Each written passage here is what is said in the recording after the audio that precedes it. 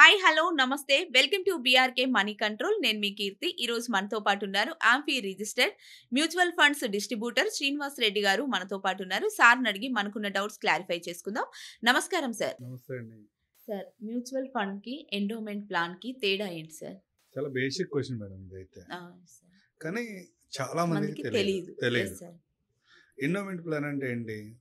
సహజంగా మనం insurance plan అవును సార్. అంటే అది ఏ కంపెనీలోనే జరగనివ్వండి. ఓకే. అది గవర్నమెంట్ ఇన్సూరెన్స్ కంపెనీ ఎల్ఐసిలో చేయనివ్వండి, లేకపోతే దగ్గర దగ్గర 28 ప్రైవేట్ ఇన్సూరెన్స్ కంపెనీస్ ఉన్నాయి, వాటిలో చేయనివ్వండి. ఎక్కడన్నా కానీ ఎండోమెంట్ ప్లాన్ ఇది ఎండోమెంట్ ప్లాన్. వాళ్ళు డెట్ స్కీమ్లో ఇన్వెస్ట్ చేసుకుంటారు, దాంట్లోంచి రిటర్న్ జనరేట్ చేసి వీళ్ళు రిస్క్ కవర్తో పాటు కొంత రిటర్న్ కూడా ఇస్తారు. Endowment plan. మ్యూచువల్ ఫండ్ ఏం జరుగుతుంది? Purely investment. ఎక్కడ కూడా మీకు ఎట్టి పరిస్థితుల్లో కూడా దీంట్లో ఇన్సూరెన్స్ కవరేజ్ అనేది ఉండదు.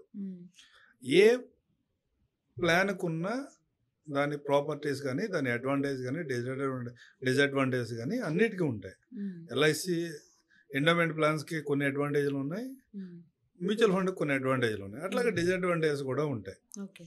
బేసిక్గా మ్యూచువల్ ఫండ్ ఏంటి? మనం ఏదైనా ఒక అమౌంట్ని స్టార్ట్ చేస్తాము, లాంగ్ టర్మ్ వరకు మన ఇష్టం వచ్చినన్ని సంవత్సరాలు మనం కంటిన్యూ చేస్తాము. తర్వాత కూడా మనకి ఎప్పుడు అవసరమైతే అప్పుడు విత్డ్రా చేసుకుంటాము, లేకపోతే ఎన్ని రోజులు అవసరమైతే అన్ని రోజులు హోల్డ్ చేస్తాం. మనం ఏదైనా చేయొచ్చు మ్యూచువల్ ఫండ్. కానీ ఎండోమెంట్ ప్లాన్కి వచ్చేప్పటికి ఏం జరుగుతుంది? పర్టికులర్ టర్మ్ అనేది దాంట్లో మనం ముందే ఫిక్స్ చేసుకుంటాము, పర్టికులర్ అమౌంట్ ముందే ఫిక్స్ చేసుకుంటాము. టర్మ్ని ఈ అమౌంట్ని మనం మార్చలేము. మీరు ఒక 20 years పే చేద్దాము, 20 years తర్వాత సమ్ అమౌంట్ కోసం మీరు ఏదైనా ప్లాన్ తీసుకుంటే ఆ ప్లాన్ కంటిన్యూగా మీరు 20 years వరకు పే చేయాల్సిందే, లేకపోతే హ్యూజ్ లాస్ ఉంటుంది. మ్యూచువల్ ఫండ్ అట్లా ఉండదు. కానీ ఎండోమెంట్ ప్లాన్స్లో ఎక్కడైనా ఏదైనా రిస్క్ జరిగితే, ఎవరికైనా ఏదన్నా అనుకోని సందర్భంలో ఎవరినైనా లాస్ అయితే ఫ్యామిలీ, అతను సమ్మేషుడ్ ఎంత ఉందో అతనికి ఆ సమ్మేషుడ్ ఇస్తుంది, ప్లస్ దాని మీద ఉన్న బోనస్లు కూడా ఇస్తుంది. సపోజ్ ఎవరైనా ఒక 10 లక్షల రూపాయలు ఎండోమెంట్ ప్లాన్ తీసుకుని 4 సంవత్సరాల తర్వాత 5 సంవత్సరాల తర్వాత అనుకోని సందర్భంలో ఏమైనా మిస్ అయితే కనుక అతను పొరపాటున అతనికి 10 లక్షలు ప్లస్ అప్పటి వరకు ఉన్న బోనస్ కూడా పే చేస్తుంది ఎండోమెంట్ ప్లాన్లో ఇన్సూరెన్స్ కంపెనీ. కానీ మ్యూచువల్ ఫండ్లో ఏం చేస్తామంటే ఏదైతే అమౌంట్ ఉందో దాని వాల్యూ ఏదైతే ఉందో అది మాత్రమే మనం ఫ్యామిలీకి ఇస్తాం. కానీ రిటర్న్స్ని కంపేర్ చేసుకున్నప్పుడు అక్కడ ఇన్సూరెన్స్ కవరేజ్ ఉంటుంది కాబట్టి మీ రిటర్న్ అనేది 6%, 7% వరకు ఉంటుంది. దీంట్లో మ్యూచువల్ ఫండ్లోకి వచ్చేప్పటికి మీకు ఇన్సూరెన్స్ కవరేజ్ ఏముండదు. మనం ఈక్విటీస్లో ఇన్వెస్ట్ చేస్తున్నాం, రిస్క్ ఉంటుంది, వాలటిలిటీ ఉంటుంది కాబట్టి మనం 13-14% ఎక్స్పెక్ట్ చేయొచ్చు. ఇక్కడ టర్మ్ ఇన్సూరెన్స్కి ఎండోమెంట్ ప్లాన్కి తేడా ఏంటి sir? Term insurance endowment plan, term insurance దగ్గర దగ్గర రీసెంట్గా ఒక 7-8-10 సంవత్సరాల నుంచి బాగా ప్రాముఖ్యంలోకి వచ్చింది. అంటే మీరు టీవీ పెట్టగానే లేదా సోషల్ మీడియాలోకి రాగానే 500 రూపీస్కి 1 crore మంత్లీ, 500 crores-కి 1 crore కవరేజ్ అంటాం. కానీ యాక్చువల్గా అందరికీ వాళ్ళ యాడ్లో ఇచ్చినంత తక్కువ ప్రీమియంతో అయితే ఇన్సూరెన్స్ పాలసీ రాదు. కానీ రీజన్ చాలా చిన్న ఏజ్లో తీసుకునే వాళ్ళకి చాలా తక్కువ ప్రీమియంలోనే ఎక్కువ కవరేజ్ దొరుకుతుంది.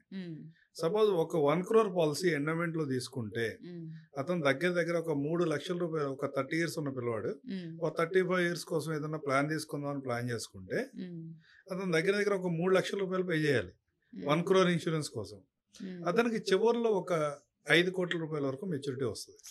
రిస్క్ ఏమి జరగకుండా అతను చివరి వరకు ఉంటే కనుక అతనికి 5 కోట్లు వస్తుంది. మధ్యలో రిస్క్ జరిగితే 1 crore ప్లస్ అతను ఏదైతే బోనస్లు ఏమో ఉంటాయి అవన్నీ పే చేస్తాం. అట్లా కాదు, టర్మ్ ఇన్సూరెన్స్లో ఏమవుతుంది?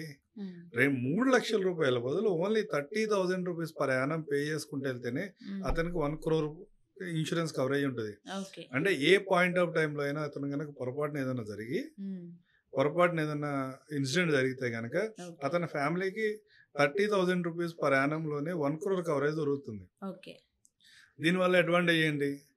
మీరు అక్కడ 2,90,000, 3 lakhs వరకు ఎండోమెంట్ ప్లాన్లో ఇన్వెస్ట్ చేయాలి. ఇక్కడ టర్మ్ ఇన్సూరెన్స్ కోసం 30,000 మాత్రమే తీసుకున్నారు.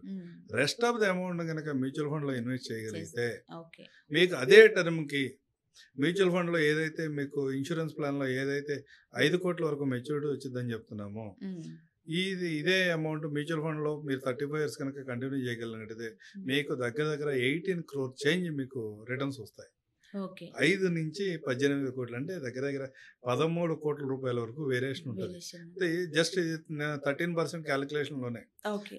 1% వేరియేషన్లో కూడా 30-35 టర్మ్లో చాలా ఎక్కువ డిఫరెన్స్ కనపడుతుంది అనమాట. ఓకే. అందుకని జనరల్గా ఫైనాన్షియల్ ప్లానింగ్ గురించి మాట్లాడేవాళ్ళు కానీ మ్యూచువల్ ఫండ్ డిస్ట్రిబ్యూషన్లో ఉన్న వాళ్ళందరూ కూడా ఎవరి ప్రొఫైల్ అయితే టర్మ్ ఇన్సూరెన్స్ సూట్ అవుతుందో ఓకే. వాళ్ళందరినీ మీరు టర్మ్ ఇన్సూరెన్స్ తీసుకుని మిగతా ఇన్వెస్ట్మెంట్ని ఉమ్. మీకు నచ్చితే మ్యూచువల్ ఫండ్లో పెట్టండి. Okay sir. అందరూ మ్యూచువల్ ఫండ్లో ఎంత చెప్పినా కానీ అందరూ మ్యూచువల్ ఫండ్లో ఇన్వెస్ట్ చేయాలని ఇదేం లేదు. లేదు. అవును సార్. నచ్చితే మ్యూచువల్ ఫండ్లో పెట్టుకో, ఉమ్. లేకపోతే గోల్డ్లో ఇన్వెస్ట్ చేసుకో, లేకపోతే రియల్ ఎస్టేట్లో పెట్టుకో, లేకపోతే ఎఫ్డీ చేసుకో, ఓకే. ఎక్కడైనా చేసుకో. ముందు బేసిక్ ఒక టర్మ్ ప్లాన్ తీసుకో. ఓకే. టర్మ్ ప్లాన్ 1 crore కోసమని నువ్వు రెగ్యులర్ ఎండోమెంట్ ప్లాన్ 1 crore తీసుకుంటే కనుక ఆ, నువ్వు లైఫ్ లాంగ్ ఆ అమౌంట్ పే చేయాల్సి ఉంటుంది. ఓకే. ఇన్ కేస్ ఏదైనా అన్సర్టినిటీస్ వచ్చి నువ్వు పే చేయలేకపోతే కనుక ఉమ్. మీకు ఇన్సూరెన్స్ కవరేజ్ ఉండదు, ఉమ్. ప్లస్ రిటర్న్స్లో కూడా హ్యూజ్ వేరియేషన్ ఉంటుంది. కాబట్టి ఉమ్. బేసిక్గా ఇవాళ ఉన్న పరిస్థితులను బట్టి టర్మ్ ఇన్సూరెన్స్ తీసుకోండి. మిగతా రెస్ట్ ఆఫ్ ది అమౌంట్ ఉమ్. వేరే ఆల్టర్నేటివ్ ఇన్వెస్ట్మెంట్స్లో రకరకాల ఇన్వెస్ట్మెంట్స్లోకి డైవర్ట్ చేయండి అని చెప్తాం. ఈ టర్మ్ ఇన్సూరెన్స్ గురించి మాట్లాడుకున్నాం కదా సార్. అవును. ఈ టర్మ్ ఇన్సూరెన్స్ అనేది ఎంత తీసుకోవాలి? బేసిక్గా మార్కెట్లో కొన్ని థంబ్ రూల్స్ ఉన్నాయండి. ఉమ్. ఆ థంబ్ రూల్స్ అన్నీ అందరికీ వర్తిస్తాయా, ఉమ్. అవే పాటించాలని నేను చెప్పను. కానీ ఓకే సార్. జనరల్గా ఈరోజు మనకు ఏదైతే శాలరీ వస్తుందో, ఉమ్. సపోజ్ 1 లక్ష రూపాయల శాలరీ వస్తుంది అనుకోండి మీరు um. Yes sir. Monthly. Um. మీ టర్మ్ ఇన్సూరెన్స్లో వచ్చే అమౌంట్ని మనం బ్యాంకులో ఎఫ్డీ చేసుకుంటే కూడా ఉమ్. మీకు 1 లక్ష రూపాయల శాలరీ రావాలి, 1 లక్ష రూపాయల మంత్లీ ఇన్కమ్ రావాలి. Okay sir. అంటే సపోజ్ ఒక 2 కోట్ల రూపాయలు కనుక ఉమ్. మీకు టర్మ్ ఇన్సూరెన్స్ ఉన్నట్లయితే ఓకే. 2 కోట్ల రూపాయలని ఏదన్నా పొరపాటున ఆ ఫ్యామిలీలో ఎర్నింగ్ పర్సన్కి ఏమైనా జరిగి ఉమ్. అతనికి ఆ ఫ్యామిలీకి ఇన్కమ్ లేనప్పుడు ఓకే సార్. ఈ 2 కోట్ల రూపాయలు తీసుకెళ్లి బ్యాంక్ ఎఫ్డీ చేసుకుంటే కూడా ఉమ్. నెలకు 1 లక్ష రూపాయలు మీకు వస్తుంది. ప్రతి నెల మీ ఎక్స్పెన్సెస్ కోసం వస్తుంది. అవును అంటే సార్. ఐడియా ఏంటి అంటే ఉమ్. మనిషిని అయితే తీసుకురాలేరు, ఉమ్. అంతే సార్. కానీ లైఫ్ స్టైల్ ఏదైతే ఉందో. ఒక లైఫ్ స్టైల్ మేనేజ్ చేస్తున్నారో, ఉమ్. మెయింటైన్ చేస్తున్నారో, ఆ లైఫ్ స్టైల్ కిందకి రాకుండా ఉండడం కోసం ఉమ్. పిల్లల ఎడ్యుకేషన్ కానీ అవును సార్. లేకపోతే ఫ్యూచర్లో ఉన్న ఇంకా ఫ్యామిలీ గోల్స్, రకరకాల గోల్స్ ఉంటాయి. ఓకే. అవును సార్. వాటన్నిటిని కూడా కంటిన్యూ చేయడానికి ఈ టర్మ్ ఇన్సూరెన్స్ ఉపయోగపడుతుంది. ఓకే. ఈ టర్మ్ ఇన్సూరెన్స్ అనేది ఎవరెవరికి ఇస్తారు సార్?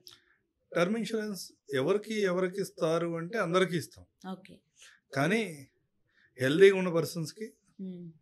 ప్లస్ వాళ్ళ ఫైనాన్షియల్ స్టేటస్ని కూడా చూస్తాము, ఓకే. ఎడ్యుకేషన్ క్వాలిఫికేషన్ కూడా చూస్తాము. Okay sir. ఇట్లా రకరకాల క్రైటీరియా, ఏజ్ని చూస్తాము, ఫైనాన్షియల్ స్టేటస్ చూస్తాము, ఉమ్. వాళ్ళ హెల్త్ కండిషన్ చూస్తాము. ఉమ్. వీటన్నిటిని చూసిన తర్వాత మాత్రమే నేను సమ్ ఇష్యూడ్ ఇంత ఇవ్వగలనని డిసైడ్ చేస్తాం.